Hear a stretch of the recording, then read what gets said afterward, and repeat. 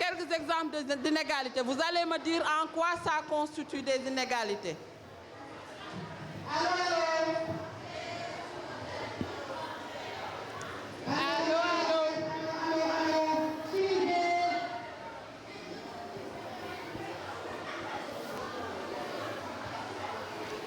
Alors, on va prendre l'exemple des travaux domestiques. Qui connaît les travaux domestiques? Hein? Qui connaît les travaux domestiques? Oui. Les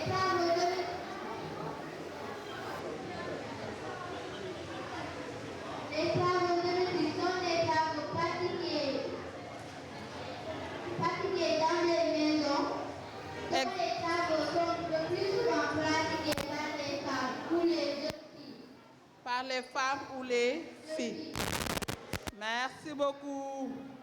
Alors, les travaux domestiques sont inégalement répartis entre les parents. Je vais avoir un volontaire, un garçon.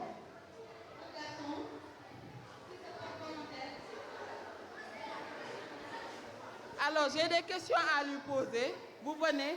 Une volontaire aussi, fille. Venez. Alors, vous devenez.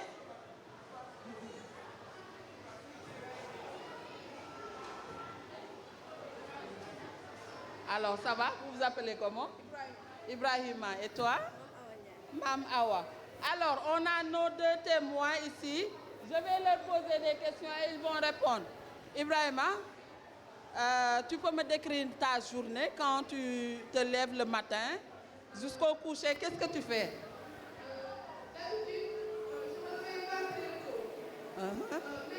À quelle heure? Vous vous réveillez à 9h. Le plus souvent, vous vous réveillez à 11h. Oui.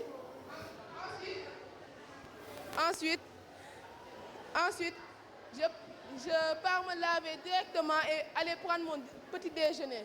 Vous allez prendre votre petit déjeuner? Oui. Qui fait le petit déjeuner pour toi? Ma mère. Ta maman fait le petit déjeuner pour lui. Alors, continue. Après ça, je pars regarder la télé ou aller jouer avec ma tablette. Tu vas jouer avec ta tablette, très bien. Si à l'heure de prier, je pars prier, ensuite je pars faire la sieste. Après, tu vas faire ta sieste. Après, à 17h, je pars jouer au foot avec mes amis. À 17h, tu te réveilles pour aller jouer au foot avec tes amis. Après, tu reviens. À 19h, je pars prier. Ensuite, je pars aider ma mère à la cuisine. À 17h, tu vas prier et après, tu vas aller aider ta maman dans la cuisine. À 19h. Après, à 21h, je pars m'endormir. À 21h, tu vas s'endormir. Vous avez retenu ta journée. Le matin, 11h, tu te réveilles à 11h. Tu vas prendre le petit déjeuner préparé par ta maman. Après, il va jouer avec ta tablette, manger, aller faire sa sieste, aller faire du sport de 17h à 19h. Il revient, il prie encore et va dans la cuisine aider ta maman, dîner et se recoucher. Alors, oui. décris-nous ta journée, tu commences par tout te réveilles à quelle heure? Bonjour. Je m'appelle Awa. Je me réveille vers 9h, 10h. Tu te réveilles vers 9h? Oui. Oui, après tu fais quoi? D'abord, je me lève, je me lave, je fais ma toilette, tout ça. Après, on va nettoyer la maison. Elle nettoie la maison. Vous avez vu la différence? Elle se lève, elle se lave, elle nettoie la maison. Alors, continue. Après avoir nettoyé la maison, je fais ma chambre et la chambre de ma petite soeur. Après, je vais aider ma tante dans la cuisine. Le plus souvent, c'est moi seule je cuisine, mais... après ça, vers 13h, 14h, on sert le repas. Après ça, je vais faire mes devoirs. Et après? Après le devoir, je fais une petite sieste Et vers 17h, 18h, je me réveille. On va à la boutique où on va prendre les articles pour faire le dîner. Après avoir fait le dîner, je vais faire mes cahiers, je vais prendre mes cahiers, je débarrasse, je fais tout. Vous avez vu la différence? Hein? Qui fait le travail à la maison? Hein? Les femmes. Est-ce que ça c'est juste? C'est vous qui le dites. Merci. Merci beaucoup à nos deux témoins. Merci beaucoup à nos deux témoins. Allez, je vais vous montrer en quoi c'est injuste. Alors, voilà une forme d'inégalité qu'on nous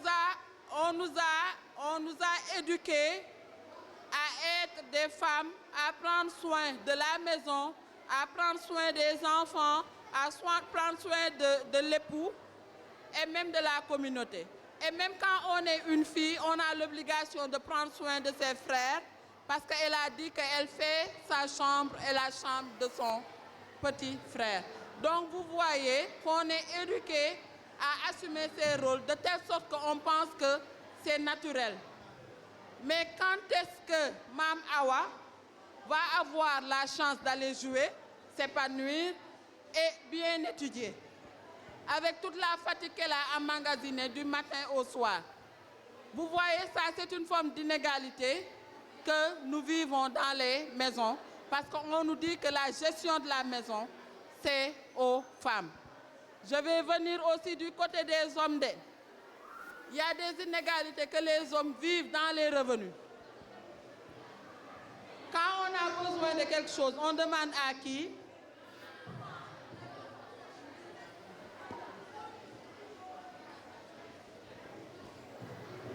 On demande à la femme. Quand vous avez besoin d'argent, vous demandez à qui? À notre père. Ah. Quand elle a besoin d'argent, elle demande à son papa. Qui paye l'école? Papa. Oui. Qui achète les habits? Papa donne de l'argent à maman et maman achète. Alors, c'est une autre inégalité que les hommes vivent. Voilà, monsieur Yad. Alors, la répartition des dépenses, on nous a éduqués de telle sorte que nous, femmes, notre argent, c'est pour nous. Par contre, pour les hommes, leur argent, c'est pour tout le monde. C'est pour la femme qui travaille, qui a son argent. C'est pour les enfants, mais c'est aussi pour la grande famille. Est-ce que ça, c'est une égalité? Est-ce que ça, c'est normal?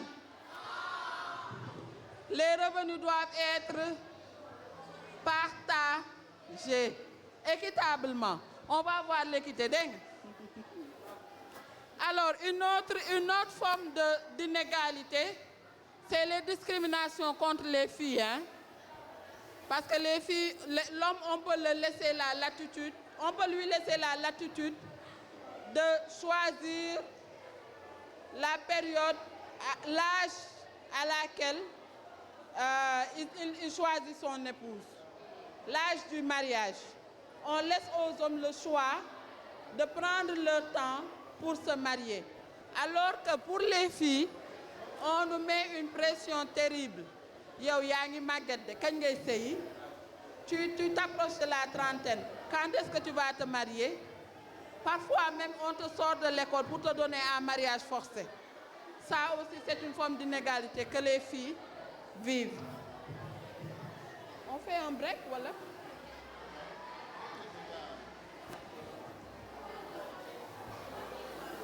Alors, allô?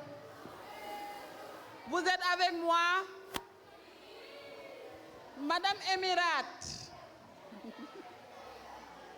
Celle qui a. Allô, est-ce que vous m'écoutez? Alors, pour vous, c'est quoi la cause des inégalités?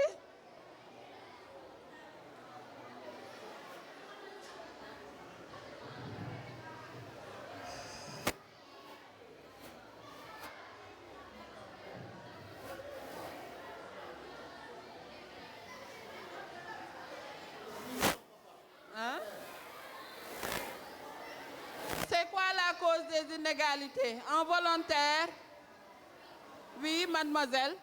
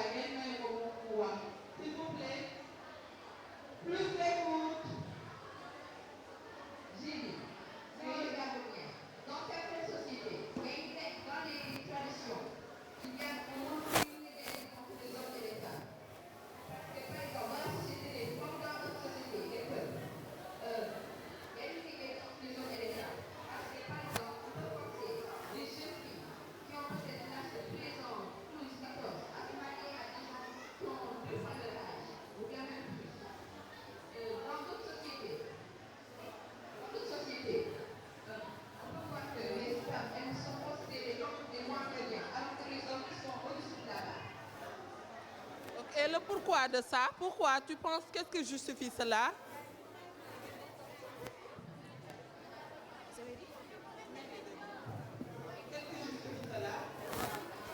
Ben, comme je l'avais dit, dans les traditions,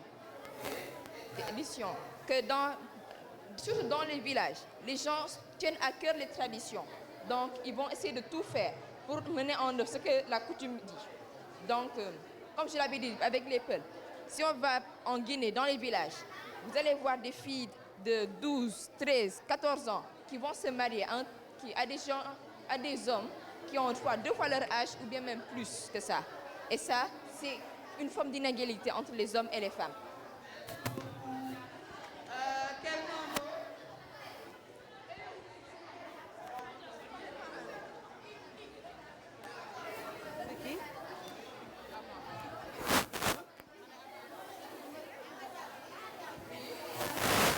C'est parce que...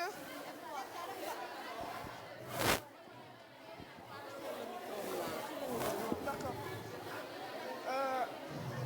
Je peux dire, les inégalités sont... Parce que la plupart des hommes... S'il vous plaît, est-ce que vous pouvez m'écouter? On fait La plupart une bonne partie des hommes pensent comme une bonne partie des hommes. Comme une bonne partie des hommes. La plus grande partie des hommes ne pensent pas que les femmes peuvent faire des choses qu'eux peuvent faire, les traitent comme des sous-humains ou comme des animaux. Il dit que la plupart des hommes peuvent traiter les femmes comme ils le veulent, les traitent comme des choses et des inhumains. Donc c'est lui ce qu'il a dit. Oui, mademoiselle, venez.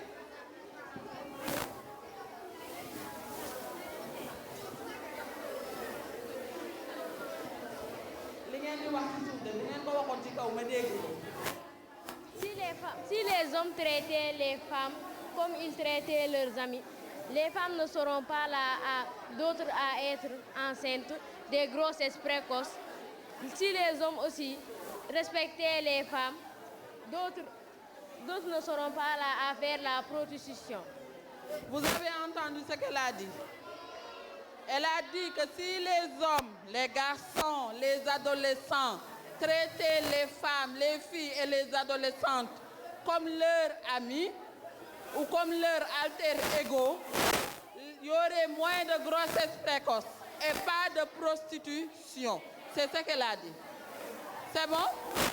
Alors, je vais aller de l'autre côté. Il y a quelqu'un qui a dit que la cause principale des inégalités, ce sont les normes traditionnelles, la tradition. Effectivement, en partie, ce sont les normes sociales défavorables aux hommes ou aux femmes qui sont la source de toutes les inégalités de genre. Alors, je vais vous donner un exemple de source d'inégalité. Par exemple, le patriarcat. Le patriarcat, c'est un système social profondément enraciné qui favorise la domination masculine. Ce patriarcat, dañ ne góor mooy dominer jigéen. Dañu ni jigéen dafa war a topp ci gannaaw góor. C'est ça l'idéologie du patriarcat. Et on a été éduqués dans ce système, faisant que, comme elle l'a dit, il y a même des hommes qui prennent les femmes comme des sous-humains. Manam duñu ay nit ñu mat. Alors, tel n'est pas le cas. On est tous libres et égaux.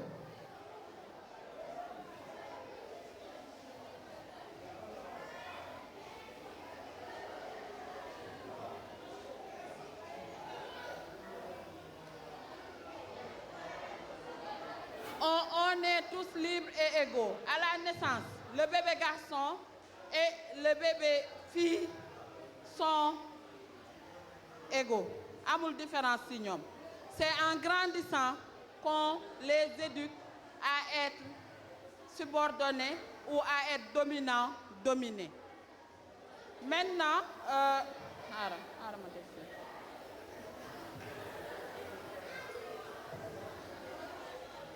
alors,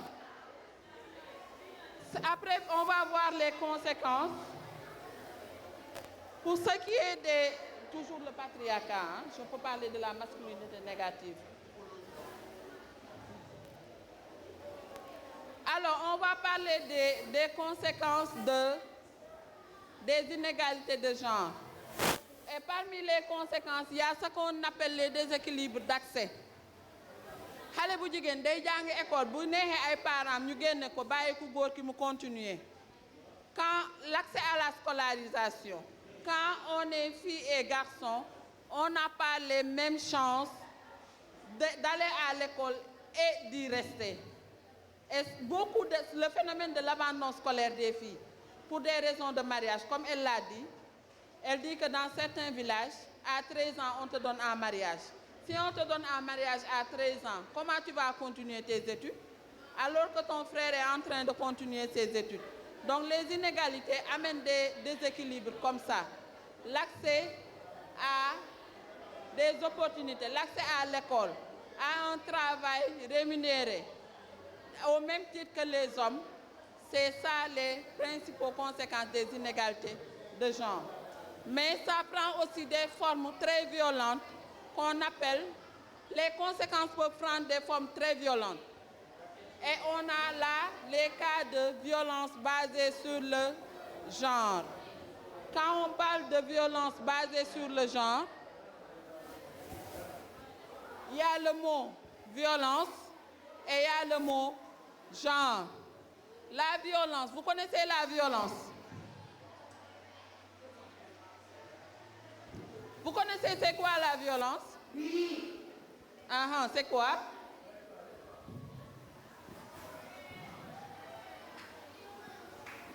La violence, c'est un homme et une femme qui ne se connaissent pas et l'homme pousse la femme et dans le sang et se commence dans le processus. Quelqu'un d'autre? C'est quoi la violence, jeune homme? La violence, ça peut être le fait de torturer. Oui. Oui. C'est un exemple.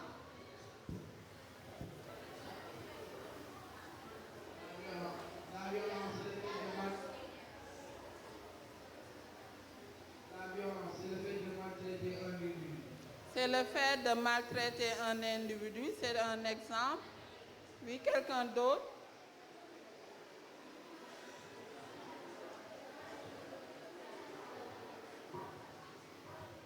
Il y a plusieurs types de violences, comme la violence physique, la violence sexuelle, la violence verbale. Merci beaucoup pour l'effort. C'est bon, maîtresse. Alors, la violence, vous allez voir la définition qui est au tableau. Quelqu'un peut me lire ce qui est au tableau? Venez, une volontaire, venez. Non, Awa, tu étais là tout à l'heure. Une autre. Madame, mademoiselle, venez.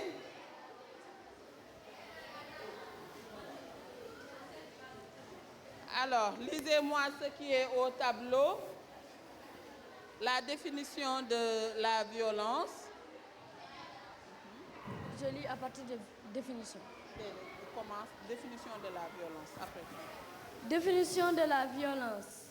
C'est l'usage intentionnel du pouvoir sous forme de menace ou d'action contre soi, même, autrui, un groupe ou une communauté dont la conséquence réelle ou probable est une précède la mort, un traumatisme psychologique un mauvais développement ou encore la précarité. Les femmes, les hommes, les garçons, les filles peuvent être victimes de violences. Les femmes et les filles sont les plus exposées. Merci beaucoup. Applaudissez-la. Applaudissez-la pour cette lecture. Ce n'est pas évident. Alors, vous avez vu, j'ai surligné ici en rouge le pouvoir sûr. Il y a plusieurs formes de pouvoir. Il y a le pouvoir le pouvoir en soi, le pouvoir avec. Mais ce qu'on appelle le pouvoir sûr, c'est quand on a du pouvoir sur quelqu'un ou sur une chose. Et dans le cas ici présent, c'est entre deux individus. L'un a plus de pouvoir que l'autre et exerce ce pouvoir sur cette personne. Alors, dès l'instant que, de manière intentionnelle, on pense qu'on est plus fort qu'autrui, on pense qu'on a les paroles les plus brûlantes au monde et que on prend notre force physique ou nos paroles pour soit menacer, priver ou exercer, imposer à quelqu'un d'autre soit des blessures, des mots blessants, le priver d'opportunités, entre autres faits. Là, on est dans le cadre de la violence. Alors, la violence peut être sous forme de coups et blessures, ça peut être sous forme de paroles, ça peut être sous forme de privation. Nga bëgg dara ñu ne la doo ci am doo ci jot wala ñu dóor la wala ñu saaga la wala ñu menacer la. Une violence peut prendre ses formes. Alors, quand on parle de violence basée sur le genre, c'est tout fait, geste, situation ou parole dirigé contre une personne, peu importe son sexe, ça peut être un homme ou une femme, hein, qui entraîne ou peut entraîner un préjudice, des souffrances physiques, sexuelles ou psychologiques, y compris les menaces de tels actes ou la privation arbitraire de la liberté, que ça soit dans la vie publique ou dans la vie privée. Voilà la définition des violences basées sur le genre. Dès que je me dis oui, mademoiselle, maîtresse, elle a levé la main. Non, celle là-bas au fond.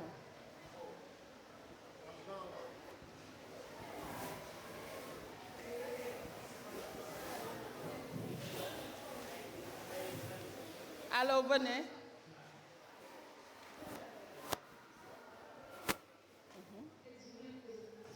Vous voulez poser une question? Alors, volontiers, je suis là pour répondre à vos questions. C'est quoi la question? Pourquoi de nos jours, les garçons croient qu'ils sont meilleurs que les filles? Et aussi, de nos jours, je crois que même pas que, c'est pas que les garçons, mais ils sont orgueilleux. Les garçons sont orgueilleux. Oui, pour moi, les garçons sont orgueilleux. Parce que de nos jours, quand vous posez une question aux garçons, ils disent que la place des filles c'est dans le foyer comme ça. Pour moi, ma question c'est pourquoi les garçons sont comme ça? Pourquoi ils sont orgueilleux? Elle pose la question pourquoi les garçons pensent qu'ils sont supérieurs aux filles et que la place des filles c'est au foyer, à la maison, pas à l'école, pas au bureau, pas dans les sphères de travail, mais à la maison. Je vous ai expliqué tout à l'heure ce qu'on appelle le patriarcat et les inégalités de genre. Alors, quand on est garçon et fille, et on nous éduque à être un homme avec les valeurs d'un homme et une femme avec les valeurs d'une femme. Et dans nos sociétés, nous avons le modèle de patriarcat, c'est-à-dire que les hommes sont supérieurs aux femmes. On pense ainsi, que les hommes doivent dominer les femmes. On nous a éduqués, les hommes, on les a éduqués à avoir des valeurs d'hommes, à être responsables, à être autoritaires, hein, à être violent parfois, parce que dans certaines sociétés, l'homme est très violent, et les femmes à suivre les hommes. Alors, si on nous éduque ainsi, on ne peut penser qu'autrement. Oui.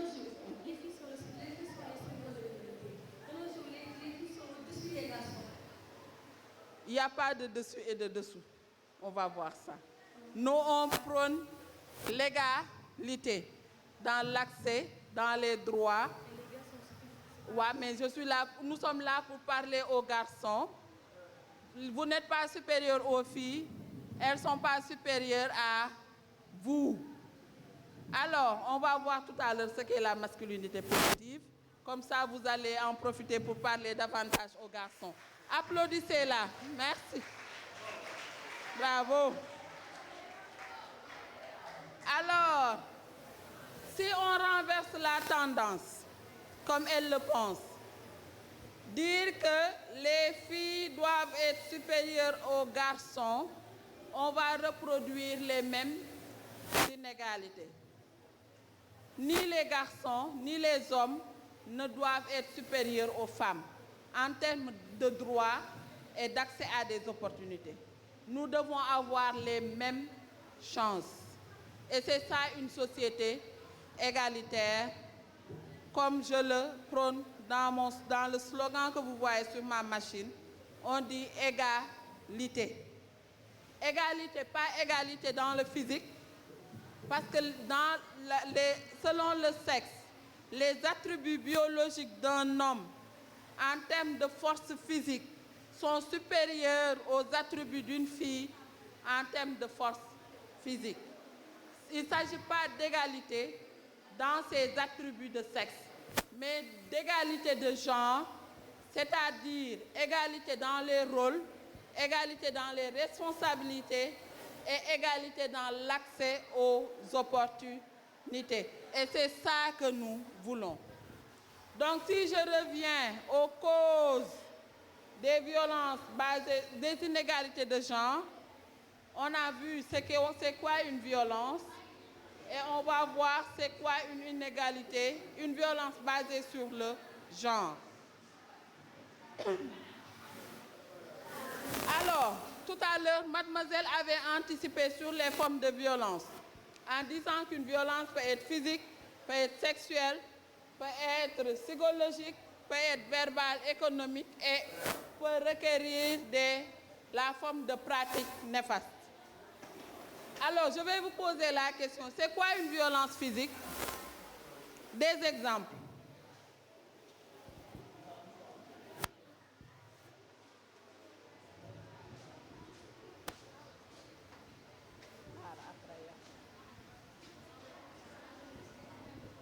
Alors, oui, jeune homme.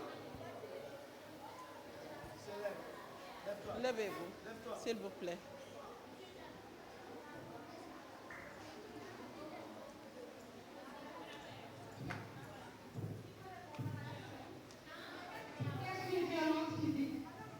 Il y a un volontaire ici. C'est quoi une violence physique? Mais c'est une forme de violence faite au corps. Faite au corps. Au corps. Au corps. Ah, ok.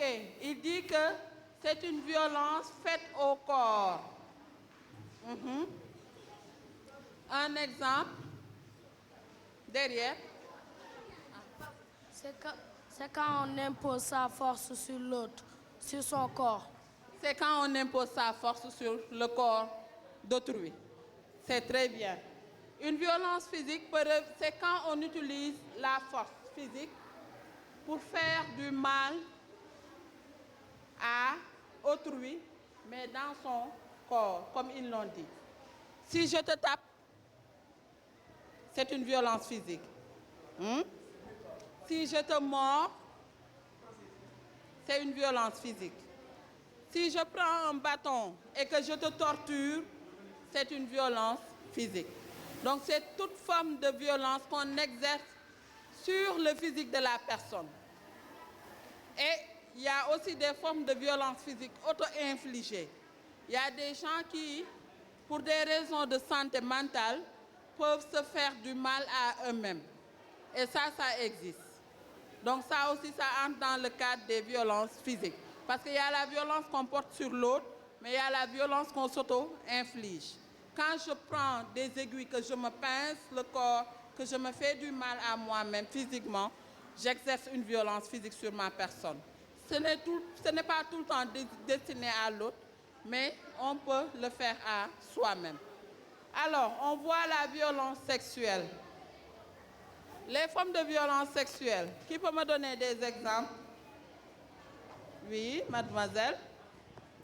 C'est comme si on abusait de quelqu'un sans sa permission. On abuse sexuellement de quelqu'un sans sa permission. Oui. Quelqu'un d'autre? Oui. C'est quand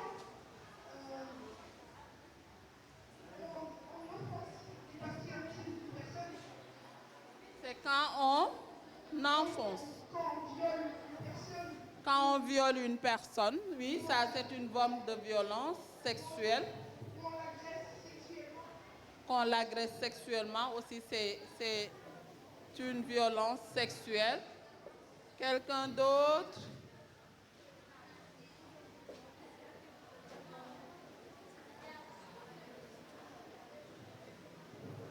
Une violence sexuelle, c'est l'usage de textes qui peut créer des résultats sur le développement.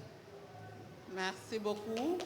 Alors, les violences sexuelles sont les violences les plus récurrentes. Elles sont les plus récurrentes dans la zone.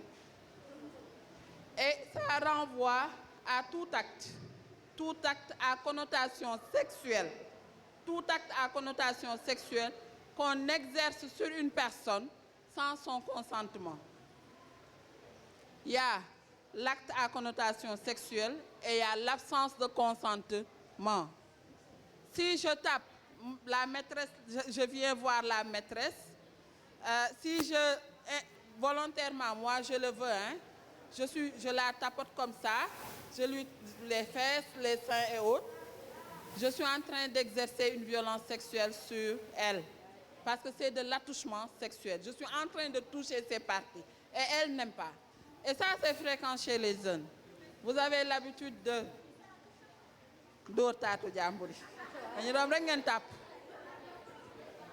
Faites attention. Faites attention, si ça passe ici, en Europe tu le fais, tu es coffré pour attouchement sexuel. Oui. Parce que dans les parties sexuelles d'une personne, que ce soit les seins, les fesses, le corps même, sans que mon mot d'accord. Donc ça, c'est une forme de violence sexuelle. On a les attouchements sexuels. On a aussi le harcèlement sexuel. Par exemple, le jeune homme là me plaît. Il est dans ma classe. Je l'aime bien. Et tout le temps, je lui envoie des messages à connotation sexuelle. Des messages qui renvoient au sexe. Je suis en train de le harceler. Les jeunes, vous avez entendu. Dengenma. Le gang de derrière. Vous avez bien entendu.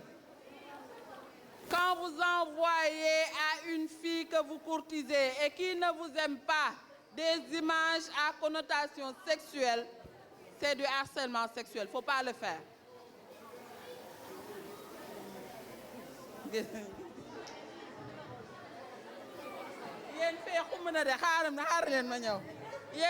Votre tribune là, elle est... Laissez-moi venir. Alors, on discute. Qu'est-ce que vous dites en bas?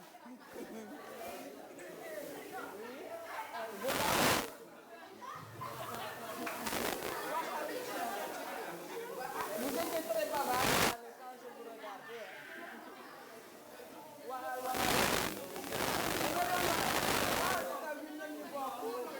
On est là pour changer.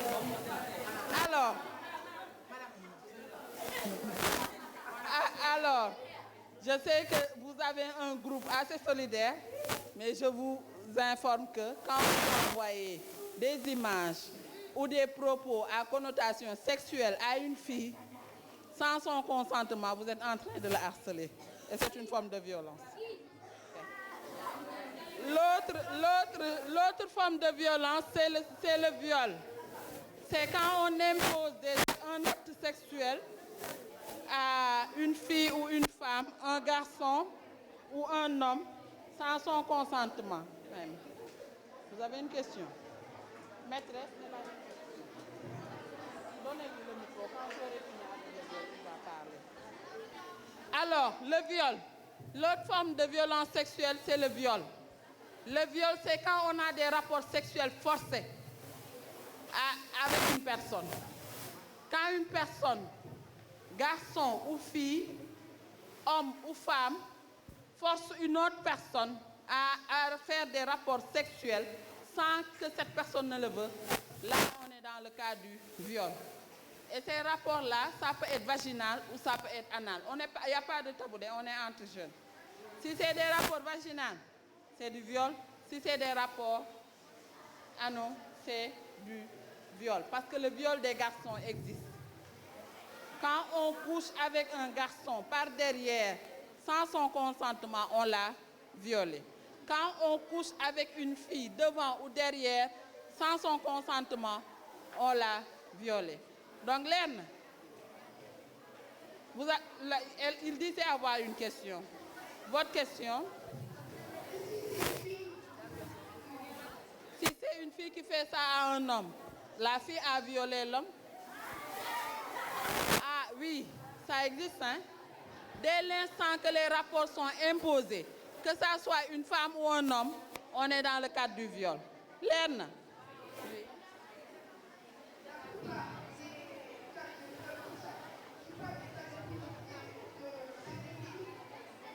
Les cas de viol sur enfant, quand on couche avec un enfant, là on est dans la pédophilie. Vous savez c'est quoi un enfant? Vous savez c'est quoi un enfant? Hein? Ok. Oui. Dans notre société, les petites filles, dès leur naissance, on leur dit tu dois être belle, tu dois être belle, tu dois être ceci, tu dois être cela. Les garçons, on leur dit tu dois apprendre à être fort, ne pas te soumettre aux filles. Et pourquoi cette inégalité-là? Car entre les garçons et les filles, il n'y a pas de différence. Les filles ne sont pas nées pour plaire aux garçons. Vous avez entendu ce qu'elle a dit. Pourquoi l'inégalité entre les filles et les garçons? Les filles doivent être belles, se taire, savoir cuisiner, et les garçons forts, ne pas pleurer, responsables et autres. Hein? C'est les coutumes.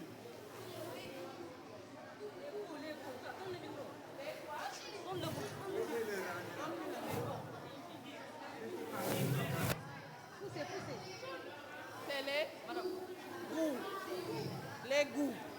Les goûts de quoi?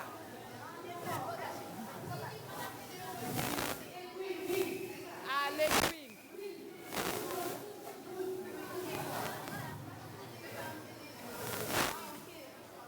Voilà, on est éduqué à avoir des goûts différents. C'est ça que tu veux dire? Ok. On est éduqué à avoir des goûts différents. Et dans cette éducation, même dans nos goûts, il y a des inégalités. Parce que là, actuellement, dans nos sociétés, on dit qu'un homme ne porte pas du rose, que le rose, c'est destiné aux filles. Et alors, si toi, individuellement, tu es un garçon et que tu aimes la couleur rose, hein, la société t'interdit de le porter. Donc, c'est une inégalité. Donc, vous voyez, les inégalités ne sont rien que les manières et les clivages qui existent entre nous et qui découlent de la manière avec laquelle on nous a éduqués. Les normes que la société nous impose. Ce n'est rien d'autre que ça. Oui? Tout à l'heure, on parlait de tradition. On parlait de tradition. Mais une tradition, c'est une tradition, on ne peut pas la changer. Par exemple, elle a dit les filles de 14 ans sont mariées à des vieilles personnes. Mais ça, c'est une tradition, on ne peut pas la changer. Est-ce qu'on peut changer une tradition? Est-ce qu'on peut changer une tradition? Si on ne pouvait pas changer une tradition, vous tous, vous allez porter des tiares, ni wodo ay sœur, ni sol ay mbak pipe.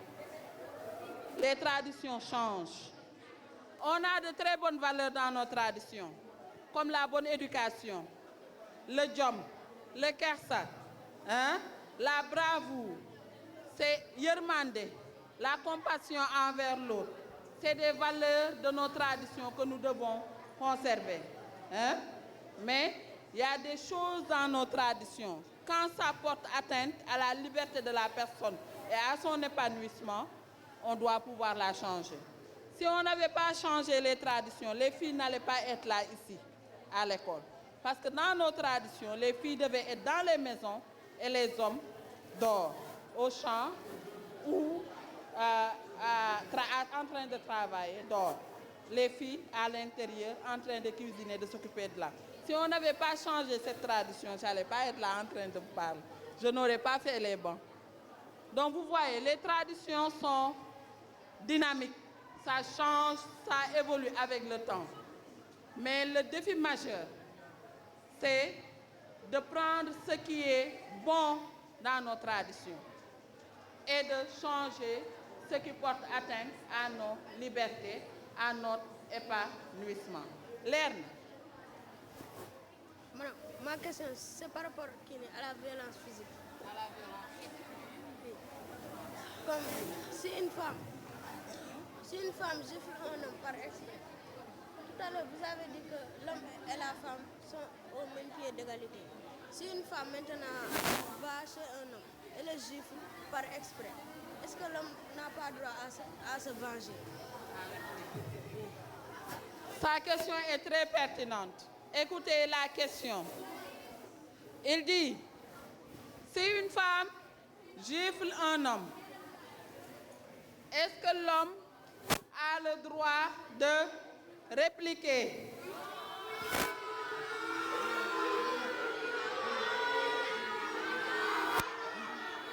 Doucement. Ouais, doucement, doucement. Qui sont pour le oui? Écoutez. Ceux qui sont d'accord que l'homme doit se venger, répliquer, levez la main. Qui est d'accord que l'homme doit renvoyer le gifle? Qui? Qui n'est pas d'accord, levez la main. Dafa mel ni ñi d'accordul ñoo ëpp de. Hein? Alors, vous allez me dire, une ou deux vont me dire pourquoi ils ne sont pas d'accord que quand on te gifle, tu dois renvoyer le gifle.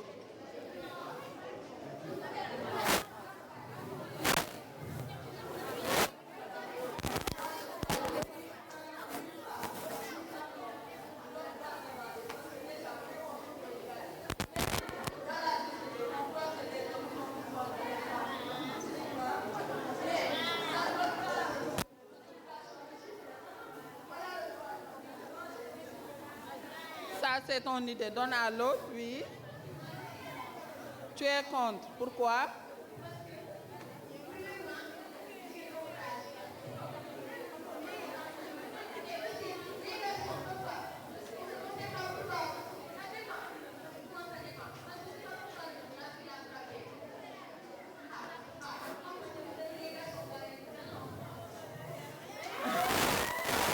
Dégg ngeen li mu wax. Nee na les hommes, vous devez être galants. Ne renvoyez pas les juifs par des juifs. Alors, à cette question, on ne répond pas à la violence par la violence. Écoutez-moi, s'il vous plaît. On ne répond pas à une violence par une autre violence. Pourquoi?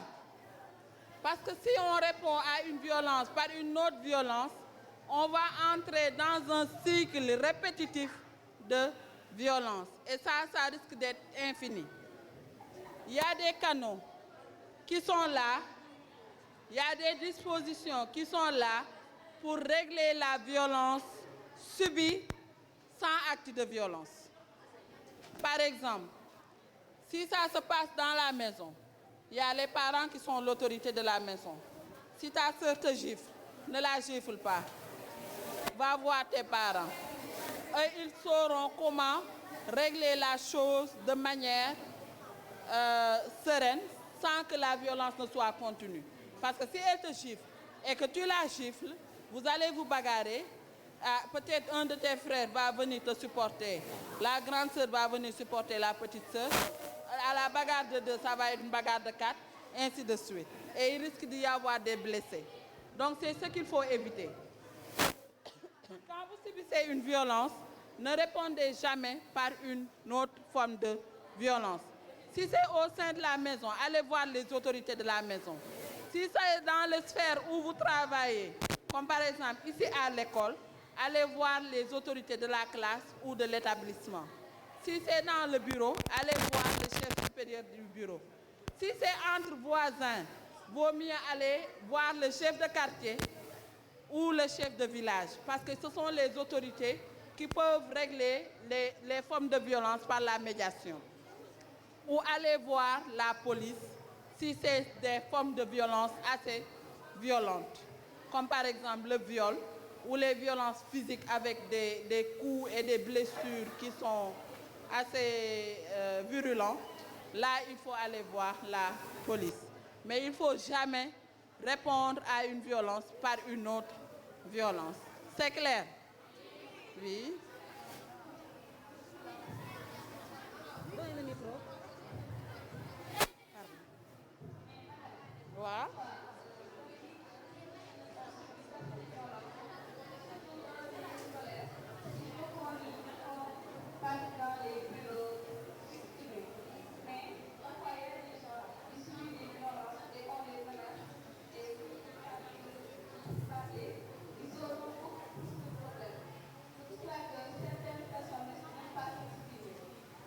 Ok. Ça c'est un problème majeur.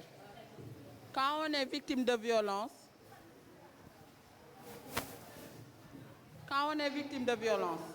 et qu'on aille voir l'autorité, ce qu'on appelle l'accès à la justice. Quand on parle de justice, ce n'est pas seulement le tribunal ou autre, mais c'est avoir une réparation en fait dans la violence qu'on a vécue. Par exemple, je vais voir M. Ndé parce que ma collègue m'a insulté et je sais que si je réplique, on risque de se bagarrer et ça va donner une mauvaise image à l'école. Je vais voir M. Ndé, je lui en parle et après il ne fait rien. Cette inaction de M. Ndé va donner plus de pouvoir à ma collègue qui m'avait insulté. Parce qu'il sait qu'il peut agir sans être inquiété. Donc c'est ça que tu veux expliquer, par exemple. Dans des cas comme ça, il faut aller voir encore l'autorité. Lui dire que j'étais venu pour ça, mais voilà ce qui s'est passé. Le fait que vous n'ayez pas parlé a fait que l'autre est devenue plus violente envers moi. Alors, il faut que ça s'arrête, sinon je vais en parler à mes parents et ils feront ce qui est nécessaire. Il y a toujours une autorité sur l'autorité à qui on parle. Mais ne dites pas que si j'en parle, il ne fera rien. Je ne vais pas en parler. Il faut toujours parler. Quand on subit une violence, il faut signaler cette violence à qui de droit. Et vous avez toujours l'autorité, soit à la maison, soit dans le quartier, soit là où on étudie, qui peut intervenir par rapport à cela.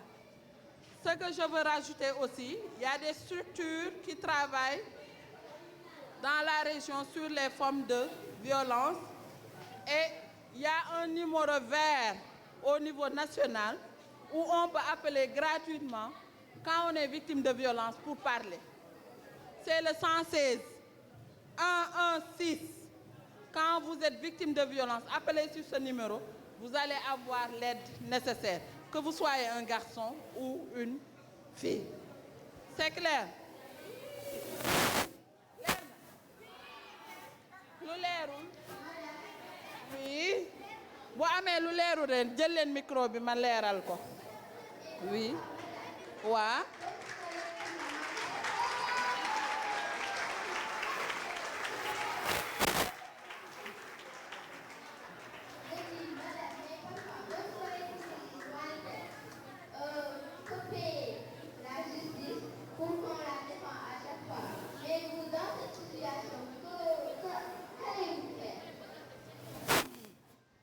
toi, tu es victime de violence de la part de Makhoudia. Et vous allez en justice. Tu portes plainte, vous allez en justice. Makhoudia a le droit de prendre un avocat.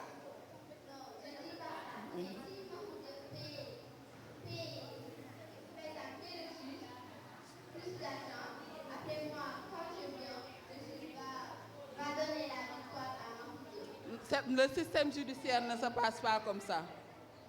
Donc, la corruption existe, certes, mais accordons du crédit à nos institutions, que ce soit la police, la gendarmerie ou la justice, accordons-leur la crédibilité nécessaire.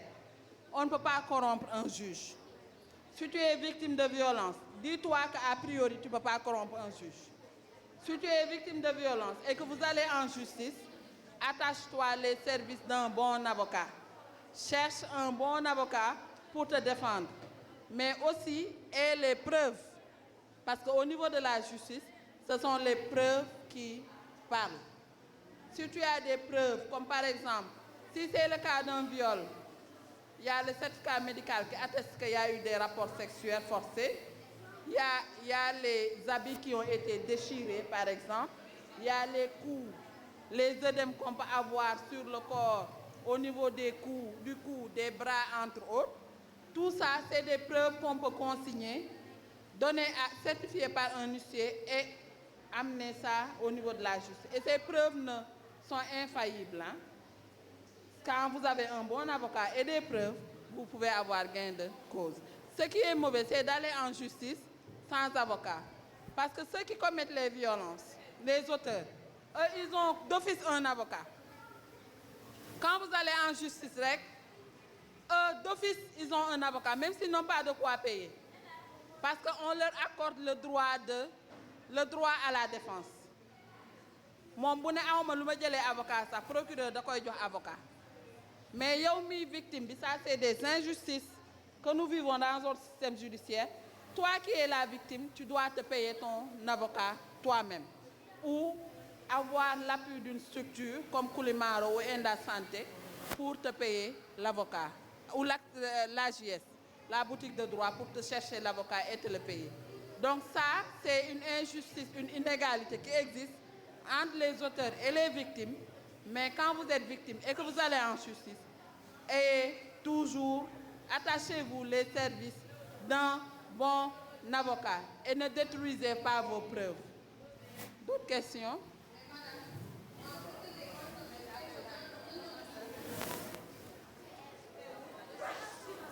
Oui.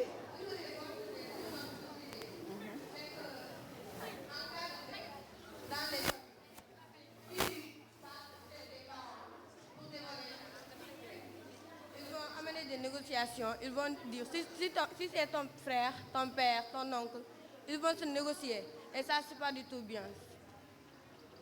Ça, c'est notre problème majeur. Hein? Merci d'en avoir parlé.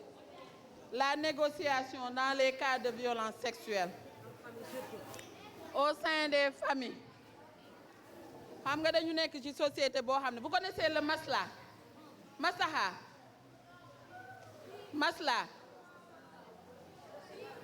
Xam ngeen sutura? Sutura, xam ngeen ko? Suturaal ma. Hein? Ñaar yooyu ñoo ñu sonal dans les cas de viol. En cas de viol, j'ai l'habitude de le dire, le viol ne se négocie pas. Sénégal da ko bañ sax ba def ko def crime. Le viol est érigé actuellement en crime. Rey nit ak viol daanaka ñoo bokk fu ñu leen di àtte. Donc le viol ne se négocie pas. Mais suñu tendance actuelle, c'est qu'au sein des familles, quand une fille est victime de viol, le plus souvent, elle ne parle pas parce qu'elle a peur, quand elle parle, qu'on l'indexe, qu'on lui dit, c'est toi qui l'as voulu, c'est toi qui l'as cherché, c'est toi qui t'es comporté de telle sorte qu'on t'a violé. D'habitude, c'est ce que les victimes, on le leur dit. Mais c'est pour cette raison que la plupart des victimes n'osent pas parler. Et quand elle franchit le pas de parler, de dire que j'ai été victime de viol, soit on ne te croit pas, soit dans les cas où on te croit, on te dit nañ ko régler ci sutura nañ ko waxtaane. Et le plus souvent ça, la fille qui a été violée, on la force à se marier avec l'auteur du viol. Oui, c'est des cas qui existent, mais il ne faut pas agir de la sorte. Si on le fait, c'est de la mauvaise manière qu'on le fait. Déjà, l'acte de viol requiert une prise en charge médicale d'urgence. En cas de viol, la première chose à faire, c'est d'aller directement à l'hôpital. Parce que la personne qui t'a violé, tu ne sais pas, est-ce qu'il a le VIH? Est-ce qu'il a des maladies sexuellement transmissibles? Et probablement, tu peux tomber enceinte de ce viol. Alors, si dès que l'acte arrive et que dans les 72 heures, tu vas à l'hôpital, au plus tard, le jour, le lendemain ou le surlendemain, tu vas à l'hôpital, il y a ce qu'on appelle le kit de viol. Avec ce kit, ils vont te donner des trucs, des pilules pour ne pas tomber enceinte, et ils vont te faire des injections et une prise en charge médicale qui fait de telle sorte que tu n'auras pas d'infection sexuellement transmissible ou de maladie sexuellement transmissible et tu n'attraperas pas le VIH. Donc vous voyez, en cas de viol, quand vous ne parlez pas et que vous vous asseyez, vous vous exposez davantage. C'est valable aussi pour les garçons. Les garçons sont violés par derrière. Et par derrière, on peut avoir des maladies sexuellement transmissibles et on peut avoir le VIH. Donc la prise en charge médicale dont je parle, c'est valable pour les garçons en cas de viol, c'est aussi valable pour les filles en cas de viol. La première chose à faire, c'est d'aller à l'hôpital. Et après cela, si même dans votre famille, les gens veulent étouffer l'affaire, appelez le 116, ils vont vous prendre en charge. Si vous n'appelez pas le 116, il y a des structures qui sont là. Il y a Koulimaro et il y a Enda Santé. Dès qu'ils sont au courant du fait que tu as été victime de viol, ils vont t'apporter le soutien nécessaire. Donc il ne faut jamais se taire. Le viol ne se négocie pas. On ne fait pas de la médiation dans les cas de viol. Le viol se prend en charge et le viol se dénonce. Lène, c'est clair? Le gang du fond, c'est clair? Vous avez une question? Alors, on passe à...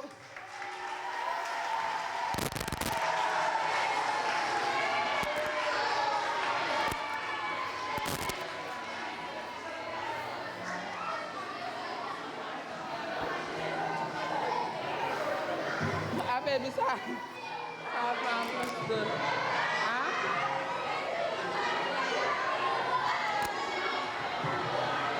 ñoom daa mel ni dañoo bëgg a dem garaaw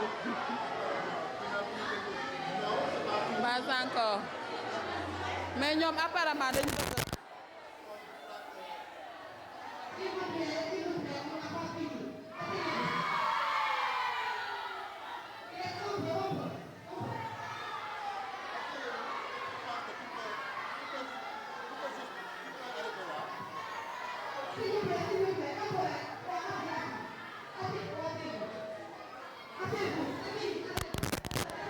alors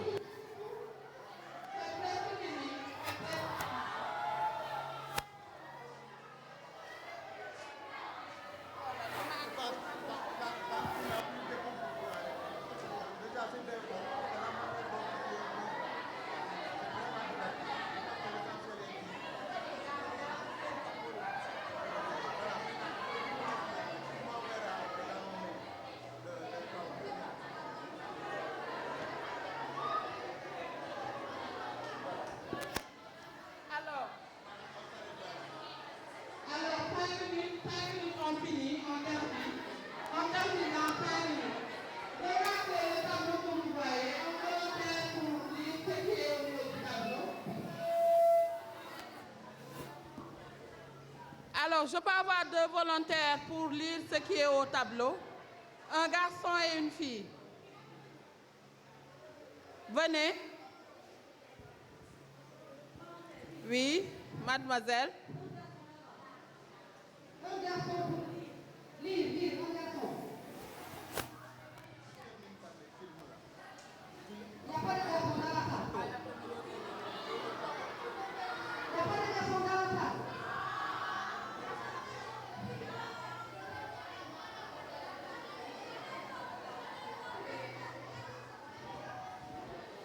Alors, tu peux me lire ce qui est au niveau des... Qu'est-ce que tu vois déjà? Arbre de la VBG. L'arbre de la violence basée sur le genre. Donc, dañ koy symboliser sous forme d'arbre avec des racines. Garab lan moo koy téye? Qu'est-ce qui retient l'arbre? Les racines. Voilà. Vous avez les racines qui nourrissent l'arbre et qui le retient. Vous avez le tronc et vous avez les branches et les feuilles. Donc là, tu vas me lire ce que vous avez au niveau des racines de l'arbre de la VBG, en commençant par les causes profondes.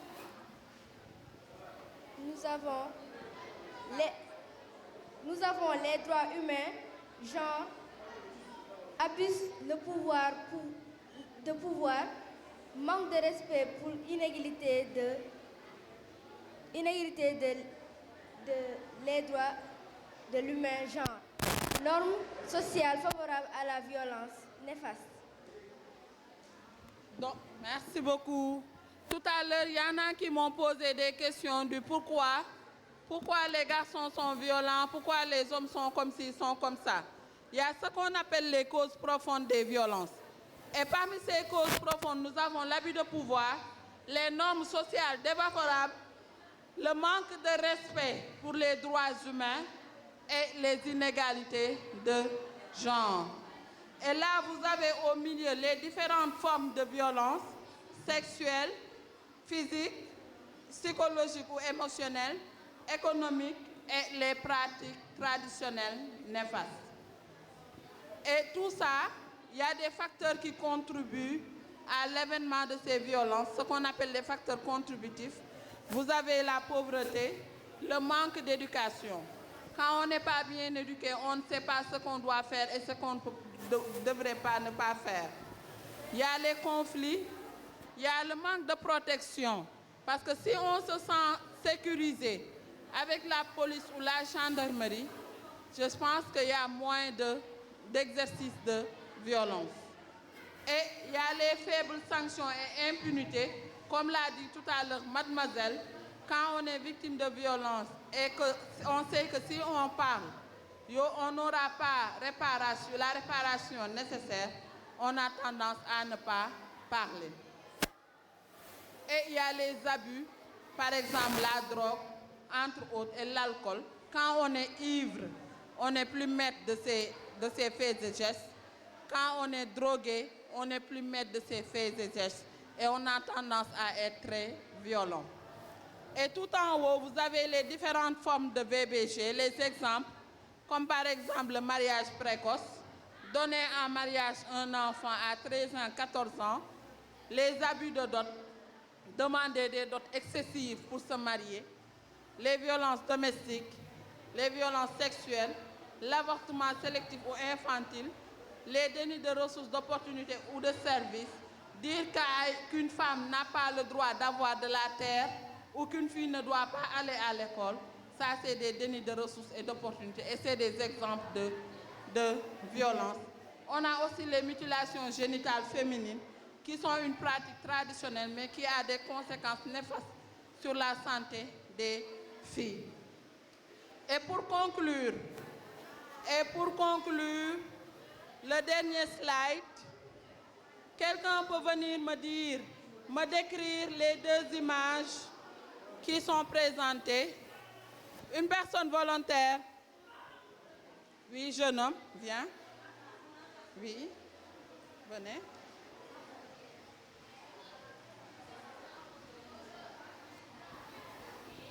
Ici, je dis. Décrivez ce que vous voyez. Dans une des photos, on voit l'égalité entre hommes, femmes et enfants. Dans l'autre, on voit l'équité entre les hommes, les femmes et les enfants. Et l'égalité se présente comment? L'égalité se présente stablement. Et l'équité, l'enfant, Les strates de l'homme, de la femme et de la... l'enfant est plus haut, la femme moyenne et l'homme le plus bas. Mais ils sont au même... Mais ils sont au même pied d'égalité, au même niveau. Donc vous voyez, ce que vous voyez là, c'est la différence entre... Bravo, bravo de la part de tes camarades, bravo. Vous avez ici ce que représente l'égalité et ce que représente l'équité. Quand on parle d'égalité, égalité mooy ñu tolloo. Hein? Regardez le tableau. L'homme et la femme sont sur 3 pieds d'égalité.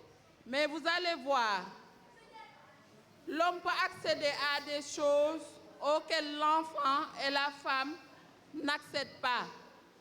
Parce qu'on les a mis sur un même pied et l'homme est plus long. Ça veut dire que l'homme a plus de force, l'homme a plus d'opportunités, entre autres.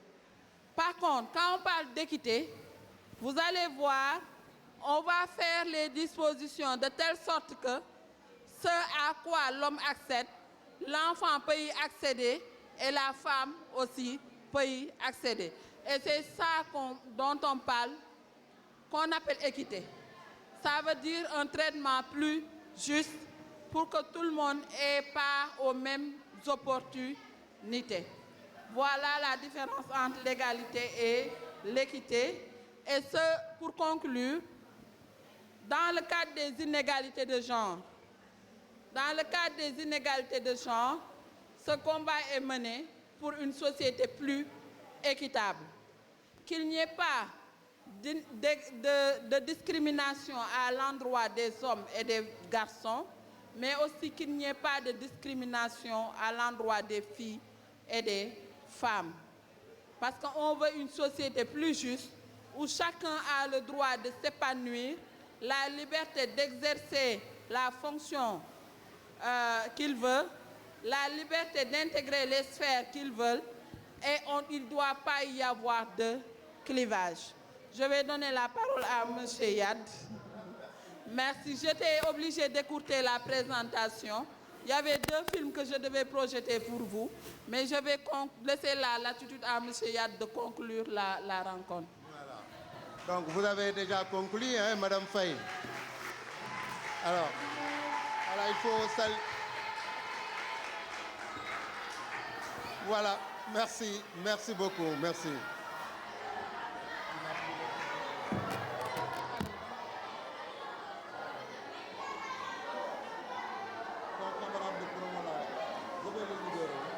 On va pas avoir une photo de famille ou bien... Pourquoi ils sont pressés comme ça? Le papier là pour Pourquoi ils sont pressés comme ça? Non, ils n'ont plus l'écoute. Non, il fallait que le Kumpo est venu monter la norme. Il y a la danse de Kumpo et tout ça. Certainement. Mais sinon, on a fait une fois. Vous vous rappelez à mémoire votre numéro de pièce d'identité de tel.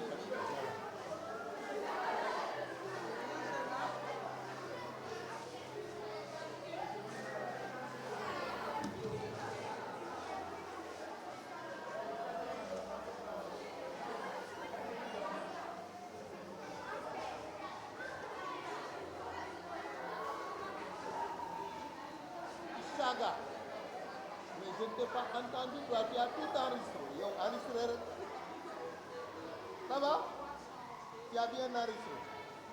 C'est bon.